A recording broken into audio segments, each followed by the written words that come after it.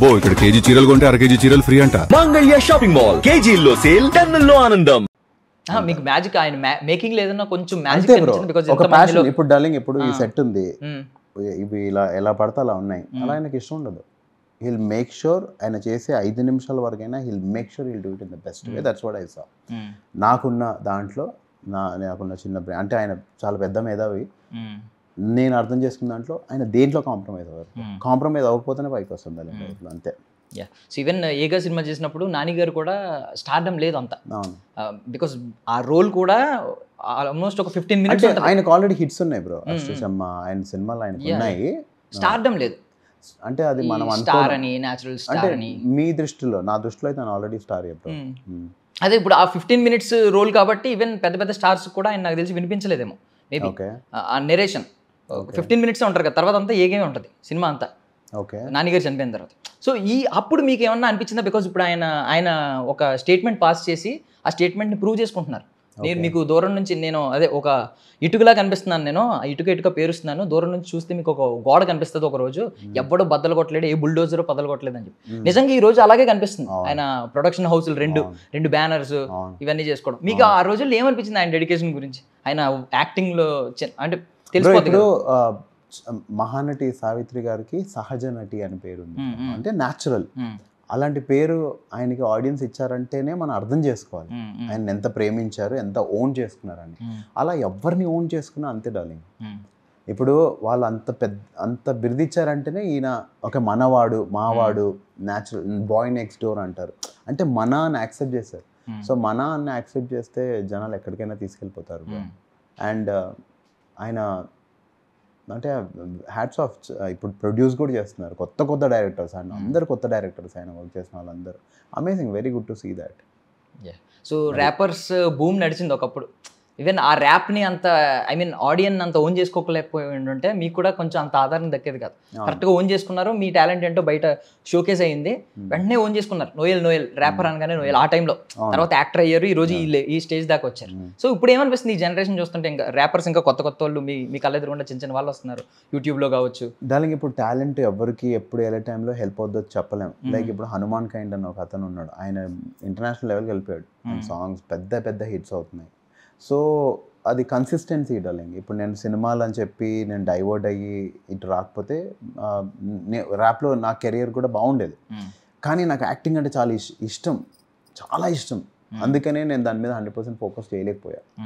But I feel good, ఎందుకంటే rap scene ఇంత evolve అవ్వడం ఇక్కడ బెంగళూరులో బాగుంటుంది, బాంబేలో అయితే నెక్స్ట్ లెవెల్, క్రోర్స్లో చార్జ్ చేస్తున్నారు వాళ్ళు ఒక షో చేయడానికి.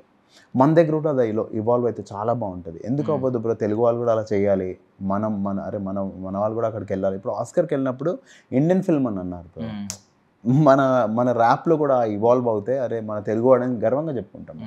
సో డెఫినెట్లీ నేను ఇంకా బ్యాక్ టు బ్యాక్ సాంగ్స్ అయితే 100% చేస్తాను. నేను అది కూడా పొట్టేల్ సినిమా ప్రమోషన్కి వెళ్ళినప్పుడు ప్రతి చోట నన్ను పాడమని అడుగుతుంటే I felt happy. As an actor నేను వెళ్ళినా వాళ్ళు నా మ్యూజిక్ అడుగుతున్నారు, మీరు పాట పాడండి అంటే ఐ ఫెల్ట్ సో హ్యాపీ. అరే నేను ఎందుకు చేయలేదు ఇన్ని రోజులు అని నాకు కొంచెం బాధ కూడా అనిపించింది. ఇమ్మీడియట్గా వచ్చి నా ఓన్ ఖర్చులతో నేను సాంగ్ చేసి రిలీజ్ చేయడం జరిగింది. సో అప్పటి నుంచి I'm concentrating bro, I want to get back to music as much as I want to do good roles. అది. సో బేసికల్లీ మీరు డైలీ రొటీన్ పడుకునేటప్పుడు ఈ మ్యూజిక్ ఏమన్నా అనుబంధం ఉంటుందా? మ్యూజిక్ని పెన వేసుకుని పడుకుంటూ ఉంటారు అంటే వింటూనే నిద్ర పడుతుంది కొంతమందికి, లేచిన వెంటనే ఖచ్చితంగా ఒక ర్యాప్, ఒక సాంగ్, ఒక మ్యూజిక్ వినాలి, ఇలాంటి మూడ్ ఉంటుంది కదా చాలా మంది. అవును, డార్లింగ్ నాకు ఇష్టం. ఏమి వింటారు ఎక్కువగా? మీరు చేసిన మీ కంపోజిషన్ లోంచి వచ్చిన వాటిలో ఎక్కువగా విన్నది ఏంటి? మీరే కొంచెం మెస్మరైజ్ అవుతూ ఉంటారు. ఇప్పుడు ఒక పాట మీద వర్క్ చేస్తున్నానంటే ఆ 2-3 నెలలు ఆ పాట రిలీజ్ అయ్యే వరకు బాగా వింటా. ఆ పాట రిలీజ్ అయిన తర్వాత మళ్ళీ అంత వినను. ఎందుకు తెలియదు డార్లింగ్, ఐ డోంట్ నో. ఎందుకంటే అంతవరకు ఏంటంటే దాని మీద ఏమైనా వర్క్ చేయొచ్చు, ఒక్కసారి వెళ్ళిపోయిందా ఇంకా మన చేతిలో ఏం లేదు. అందుకని ఇంకా దాని తర్వాత పెద్దగా వినను. నాకు ఎప్పుడన్నా మూడ్ వస్తే నా అన్ని సాంగ్స్ ప్లేలిస్ట్ ఉంటుంది, ఒకసారి పెట్టుకొని వింటా, మనం ఎలా చేసాము ఏంటి ఏమేమి చేసాము అని చెప్పి వింటాను తప్ప ఐ కీప్ అ ట్రాక్. మొన్న F1లో OSTs చాలా బాగున్నాయి, ఇప్పుడు రెగ్యులర్గా అవి వింటున్నా ఎక్కువ. సో తమిళ్లో క్రేజీ ర్యాప్స్ ఉంటాయి, సో హిప్ హాప్ అని కొట్టి తమిళ్, తెలుగు, హిందీ అలా వింటూ ఉంటా. అది. సో నా సాంగ్స్ అంటే ఇష్టం బ్రో, నాకు నా సాంగ్స్ అంటే చాలా ఇష్టం. నా ఇష్టం కాబట్టి రిలీజ్ చేస్తాను, లేదంటే అలా ఉండేవి. బట్ అంత రిలీజ్ అయ్యాక చెప్తున్నా కదా ఆ ఫ్రీక్వెన్సీ తగ్గిపోతుంది. ఒక్కోసారి అయితే సాంగ్ ఇంకా రేపు రిలీజ్ అవుతుందంటే ఈరోజు 10 times 20 times 30 times విని ఇంకేమైనా చేయొచ్చా అని ఆలోచిస్తూ ఉంటా. ఒకసారి రిలీజ్ అయిందా ఓకే అది. ఇప్పుడు ఈ ప్రమోషన్స్లో కావచ్చు, లేదంటే ఎక్కడైనా ఈ మీడియా ముందు కావచ్చు, ఎవరైనా ముందు కావచ్చు, ఎక్కువగా పాడిన ర్యాప్ ఏంటండి? అతిలి సతి ర్యాపే. ఎక్కడికి వెళ్ళినా ఒకసారి బాబోయ్ మళ్ళీ okay, rip it on now, break it down now, making the money to fake now, come on, sing it on now, break it down now, making the money to fake now, come on, Atili satay, satay, satay, satay, satay, Atili satay, satay, satay, satay, satay, bad the beat, ripping the heat, the head, the sweat, the make you go crazy, he's mad, he's bad, he's making noise now, come on, Atili satay, satay, satay, satay, satay. So super. So basically ఈ rap అనే పదం తెలియకముందే మీకు ఎవరండి ఈ rap అనే పదాన్ని పరిచయం చేసింది? బ్రో ఇప్పుడు నాకు ప్రభుదేవ గారు అంటే చాలా ఇష్టం బ్రో. ఆయన మూవీస్ అన్నీ చూసేవాడిని. సో ప్రేమికుడు, బేసిక్గా డాన్స్ అంటే ఇష్టం. సో అన్నీ ఫాలో అయ్యేవాడిని. లవ్ బర్డ్స్ అనే మూవీలో నో ప్రాబ్లం అనే full fledged English rap song వచ్చింది. Safisa Golomela Sonomana check back, no chat, which you can come via chat. In Madras of it, make the Sab, the bomb on Pachi, one at if ever chance. And Arindra Babu rap asala, Dripping the Anja, Goosebumps a Chanak, a cinema just. I was so excited.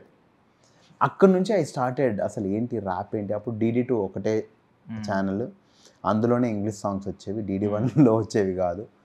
అది కూడా దాని తర్వాత MTV, ఒక 1 hour మాత్రమే English songs వచ్చేవి. అలా I started following. చాలా interest పెరిగింది. సో ఒక రకంగా Rahman garu has influenced me for that rap. Rahman garu influence చేస్తే కిరవాణి సార్ మేడ్ మీ ఆ ర్యాపర్. ఆ ఇన్ఫ్లుయెన్స్ లేకపోతే నేను అతిలి సతి పాడేవాడిని కాదు. అప్పుడు ఆ ఇంట్రెస్ట్ క్రియేట్ అయ్యి ఐ స్టార్టెడ్ రైటింగ్. అది డార్లింగ్. యా. సో ఇప్పుడు ఇన్ని ప్రాజెక్ట్స్లో మీరు యాక్టింగ్ కెరియర్ గురించి మాట్లాడుతున్నారు. ఇన్ని ప్రాజెక్ట్స్లో మిమ్మల్ని ఇప్పటికీ కూడా మీకు కొంచెం ఛాలెంజింగ్గా అనిపించిన, ఇప్పటికీ అనిపిస్తూ ఉంటుంది కదా, ఆ రోజు అది ఛాలెంజింగ్గా ఫేస్ చేశాను, ఇప్పటికీ కొంచెం తలుచుకుంటే కొన్ని రోజులు అమ్మో చాలా కష్టపడ్డాను ఆ రోజుల్లో అనే ఫీలింగ్ వస్తూ ఉంటుంది. చాలా కష్టపడ్డం కాదు డార్లింగ్. ఇప్పుడు మనం ఎప్పుడు ఫీల్ అవుతామంటే మన చేతిలో ఉండి కూడా బెస్ట్ చేయనప్పుడే. సో నేను రత్నవేల్ గారిని ఇంకొక టేక్ చేస్తాను సార్ అని అడగలేకపోయా భయానికి. ఓకే. కుమారి 29లో లోబో వచ్చి ఆ అమ్మాయి కుమారి కాదు, ఆ అమ్మాయి పేరు మీనా, బాంబేలో చూడు పోలీస్ స్టేషన్లో దొరికింది అని చెప్పి వీడియో చూపిస్తాను. నాకు స్మోకింగ్ అలవాట్లేదు. సో స్మోకింగ్ అలవాట్లేదు కాబట్టి నన్ను తిట్టారు సెట్లో. ఎందుకు అంటే అది ఇండైరెక్ట్ మోటివేషన్. నువ్వు స్మోకింగ్ సరిగా చేయవు, నువ్వేం విలన్ అవుతావురా పెద్ద విలన్ అది అని చెప్పి అన్నారు. ఇంకా పట్టుబట్టి నేను నేర్చుకున్నా. కానీ ఇప్పటికీ నా కళ్ళు మండుతాయి స్మోక్తో. సో ఆ సీన్లో నేను స్మోక్ చేసుకుంటే ఇలా కళ్ళు కొడుతుంటాను డార్లింగ్, ఇలా ఇలా ఇలా కళ్ళు కొడుతూ ఉంటా. నాకు అది ఇష్టం లేదు. ఎందుకంటే ఒక ఆర్టిస్ట్ ఎప్పుడైనా ఇప్పుడు సూటిగా మాట్లాడినప్పుడే వాడు కరెక్ట్గా పర్ఫామ్ చేస్తున్నట్టు. అది చాలా ఇంపార్టెంట్ సీన్. నేను అందులో ఇలా కళ్ళు కొడుతూ ఉంటా. నేను I just looked at him and I just ఇలా ఆలోచించి ఇలా మాట్లాడితే అదిరిపోయేది ఆ సీన్. నేను ఆ సీన్ చూసినప్పుడల్లా ఫీల్ అవుతా, నేను ఇంకొకసారి సార్ నేను ఇలా. ఆయన చాలా మంచి ఆయన, కానీ ఆ టైంలో నాకు అంత ధైర్యం లేదు. అరే ఎందుకు అడగలేకపోయా అనే భయం అనేది ఎప్పుడు ఉంటుంది నాకు. అది గుర్తొచ్చినప్పుడల్లా I don't think I have performed well in that. అది బ్రో. సో ఏంటి అప్కమింగ్ ప్రాజెక్ట్స్ ఏమన్నా చెప్పండి? ఇప్పుడు ఎక్కువ మ్యూజిక్ మీద కాన్సన్ట్రేట్ చేస్తున్నాను బ్రో. అండ్ నేను రీసెంట్ టైమ్స్లో ఏమైందంటే కొన్ని సినిమాలు చేశాను, కానీ నాకు చెప్పిన రోల్స్ లాస్ట్కి సినిమాల్లో లేవు. చాలా డిసప్పాయింట్ అయ్యాను బ్రో. ఎందుకంటే ఇప్పుడు మనం నమ్ముతేనే కదా వెళ్ళి కమిట్ అవుతాము. 6 నెలలో 3 నెలలో 1 year కష్టపడతాము, ఎక్సైట్ అవుతూ ఉంటాం. ఆ సినిమా రిలీజ్ అవుద్ది, రిలీజ్ అయిన తర్వాత మనకు చెప్పింది ఉండదు. చాలా బాధేసింది. ఎందుకంటే డార్లింగ్ ఇప్పుడు నేను ఎంతో అంత కష్టపడితేనే ఇక్కడ ఉన్నా. అండ్ ఇప్పుడు కూడా ఇలాంటివి ఇంకా I'm tired. So luckily music scene is good. ఈ ఇయర్ కిరవాణి సార్తో పర్ఫామ్ చేసి ఆయన ఆస్కర్ తర్వాత ఫస్ట్ టైం. అక్కడ నుంచి నాకు అనిపించింది మ్యూజిక్ సీన్ పెరుగుతుంది, ఐ షుడ్ కాన్సన్ట్రేట్. ఏ కాలేజ్కి వెళ్ళినా మ్యూజిక్ పాడండి అని అంటే నా పాటలు ఎందుకు, నా ప్రమోషన్ అవుతుంది అని సినిమా మీద పాట రాసి పాడాను నేను. సినిమాకే ప్రమోషన్ అవ్వాలి అని. నేను అంత సిన్సియర్గా వర్క్ చేస్తున్నప్పుడు కొన్ని చోట్ల అప్సెట్ అవుతుంటే నాకు నచ్చట్లేదు బ్రో. అండ్ మనకి వాల్యూస్ లేదనుకోండి, ఇంక తొక్కిపడేస్తారు. సో అందుకనే ఐఎమ్ లైక్ లేదు ఇది కాదు నాకు చెప్పిన రోల్. నేను లిటరలీ ఈ మధ్య రాయించుకుంటున్నా, నాకు మీరు నరేట్ చేసినట్టు తీస్తానంటేనే నేను ప్రమోషన్స్ కానీ దేనికైనా వస్తా, లేదంటే నేను రాను అని చెప్పి మీరు ఇక్కడ మెన్షన్ చేయండి. ఎందుకంటే డార్లింగ్ మనం వెళ్ళి కష్టపడతాం, సినిమా చేస్తున్నాం, బడ్జెట్స్ దగ్గర కాంప్రమైజ్ చాలా చేస్తాం ఒక సినిమా అంటే, లాస్ట్కి తీసి పడేస్తుంటే ఇంకెందుకు బ్రో? కరెక్ట్ ఇప్పుడు నువ్వు డార్లింగ్ నువ్వు ఇది చేస్తావు అంటేనే కదా నువ్వు వస్తావు. అవును. ఇది కాదే కాదు అసలు మొత్తం కథ మార్చేస్తే ఇంకెలా అనిపిస్తుంది? అలా చాలా డిసప్పాయింట్ అయ్యా. అండ్ ఎందుకు బాధ వేసిందంటే డబ్బులు సంపాదించాలనుకో దర్శన్, ఏదైనా చేయొచ్చు బ్రో. ఇప్పుడు రీల్స్ చేయొచ్చు, ప్రమోషన్స్ చేయొచ్చు, ఏదైనా చేయొచ్చు. యాక్టింగ్ ఎందుకు చేయాలి?